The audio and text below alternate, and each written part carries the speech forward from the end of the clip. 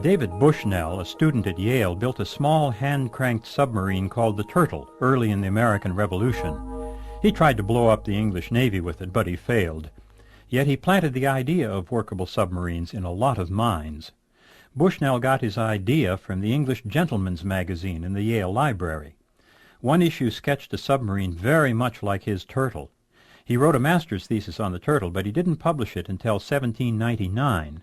Long before that, one of Bushnell's classmates had become a close friend of Robert Fulton. So, in 1797, long before he built his famous steamboat, Fulton was to be found in France raising money for his own submarine. The French wanted no part of such dirty warfare. Sneaking about under water was not how gentlemen waged war. When Napoleon came to power, Fulton tried another tack. He argued that a French submarine would create universal peace by ending naval warfare forever.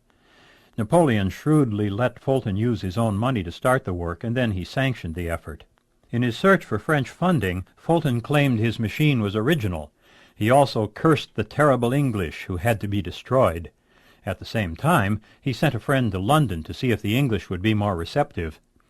To French objections about undersea warfare, he said, "It is certainly the gentlest and least bloody method the philosopher can imagine to overturn war." Fulton finished his first sub in 1800, and he tried to sink English blockade ships with it. It was a scaled-up version of Bushnell's Turtle, with most of the same features. Like Bushnell, he had trouble locating an enemy ship once he was underwater. Like Bushnell, he had trouble attaching a mine to the hull once he did locate it. Finally, the hope of support looked better in England, so Fulton went to London, where he tangled in years of negotiations with the Admiralty. How much would he charge, for example, to keep his sub out of American hands? By now, Bushnell's account of the Turtle was in print, so Fulton could no longer claim to be original. Effective submarines had to wait for the invention of battery-powered motors. But while Fulton was in England, a workable steamboat was built in Scotland, and steamboats had also been on Fulton's mind. He finally went back to America without having ended naval warfare. He turned his inventive energies on the steamboat. Passenger steamboats, like military submarines, were, of course, spun from the dreams of many people.